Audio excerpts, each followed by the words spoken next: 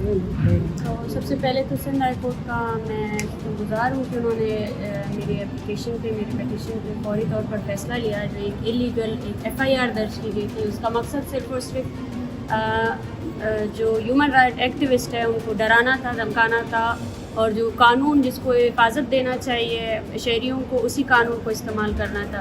اس کے ساتھ ساتھ میں یہ بھی کہوں گی کہ اب میرا کیس اسلام آباد ہائی کورٹ میں بھی تھرسڈے کو لگا ہے چیف جسٹس کے سامنے، اور میں امید کرتی ہوں کہ جس طرح پوری دنیا ایویڈنٹ رہی ہے کہ نہ میرا نام ECL میں ڈالا گیا، نہ ہی کسی اور لسٹ میں، مجھے انلیگل طریقے سے روکا گیا، نہ روکا گیا صرف بلکہ اسالٹ بھی کیا گیا، اٹیک بھی کیا گیا، میرا پاسپورٹ تک مجھ سے چھین لیا گیا، اور اس کے بعد FIR بھی میرے خلاف درج کی گئی.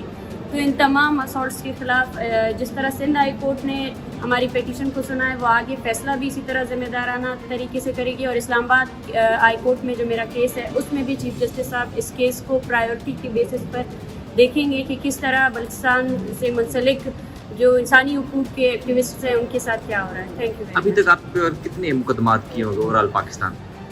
دیکھیے ان کی تو گنتی نہیں ہو سکتی ہے، کیونکہ مقدمات کبھی سامنے بھی نہیں آتے ہیں. یہاں پہ وہ رول آف لا تو کبھی بھی فالو نہیں کیا جا سکتا. جو لانگ مارچ ہم نے کیا تھا، اس لانگ مارچ میں ہم اپنے پیاروں کی بازیابی کے لیے نکلے تھے، لیکن ہمارے اوپر ہی FIRs کیے گئے. اور اس لانگ مارچ میں سب سے مجھے افسوس کی بات یہ ہے کہ ایسے مسنگ پرسنس فیملیز کو ڈالا گیا، سائرہ بلوچ کو ڈالا گیا، جس پر 2 نہیں بلکہ 3 مرتبہ غزدار کی کورٹ نے اریسٹ وارنٹ اس بچی کے نکالے ہیں. کہ آپ کو ہم اریسٹ وارنٹ نکال رہے ہیں کہ اگر آپ پیش نہیں ہوں گے تو ہم آپ کو اریسٹ کریں گے، اور اس بچی کی اسٹڈیز ابھی تک متاثر ہے. تو یہ عدالتوں کا عالم. میرے اوپر خود کی شاید اب مجھے گنتی بھی یاد نہیں ہے، آدھے درجن سے زیادہ تو FIR لگے. اور سب سے افسوس کی بات یہ ہے کہ وہ FIRs کبھی پروڈیوس ہی نہیں ہوتے ہیں، ان کو سامنے ہی نہیں لایا جاتا، جس میں ایک طریقہ کار ہوتا ہے کہ آپ اگر کسی کے خلاف FIR کسی بھی اسٹیشن میں درج ہوتا ہے تو اس بندے کو انفارم کیا جاتا ہے کہ آپ کے خلاف کوئی FIR ہے، تاکہ وہ قانونی چارہ جوئی کرے.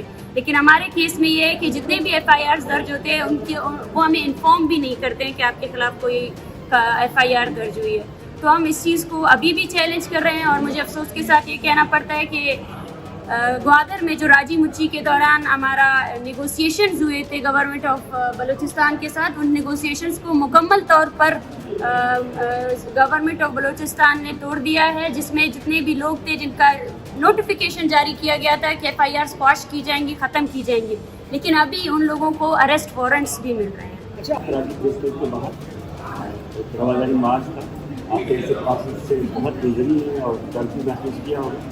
کل آپ نے یہ تمام مناظر آپ نے دیکھی، اور اس کے بعد کیا اس کے اندر کیا ہوتا ہے؟ دیکھیں، جب اظہار رائے پر قدغن لگتی ہے تو میں نے ہمیشہ یہی کہا تھا کہ جو ان کا جرائم پیشہ جو افراد ہے، جرائم پیشہ جو ادارے ہیں، ان کے جرم جو ہے نا کبھی بلوچستان تک محدود رہے ہی نہیں. وہ ہر صوبے میں موجود ہے. اور جو کل ہوا وہ فاشزم تھی میرے خیال سے، کیونکہ ایک طرف ایک پرامن طریقے سے مارچ، جس میں اگر اس کو ہونے دیا جاتا تو شاید 1 گھنٹے یا آدھے گھنٹے کے بعد وہ ختم بھی ہو جاتا. لیکن جس طرح ایکٹیوسٹ کے اوپر، جس طرح افسوس کی بات ہے صحافیوں کے اوپر لاٹھیاں برسائی گئی، تو اس چیز پر جتنا افسوس کیا جائے اتنا کم ہے. لیکن یہ ہم سب کے لیے ایک سبق بھی ہے کہ اب یہ جو فاشزم ہے، یہ جبر ہے، اس کے دائرہ کار سے اب کوئی بھی شخص، کوئی بھی فرد نہیں بچا ہے. تو ہم سب کو اس کے خلاف منظم طور پر اتحاد کے ساتھ آواز اٹھانی چاہیے. Thank you. آتش نیوز پاکستان کے سب سے بڑے نیوز نیٹ ورک کا حصہ بننے کا سنہری موقع. ملک بھر سے درج ذیل آسامیوں کی ضرورت ہے: bureau chief, deputy bureau chief, video editor, city reporter, تحصیل reporter, district reporter, crime reporter, press reporter, نمائندہ، نامہ نگار.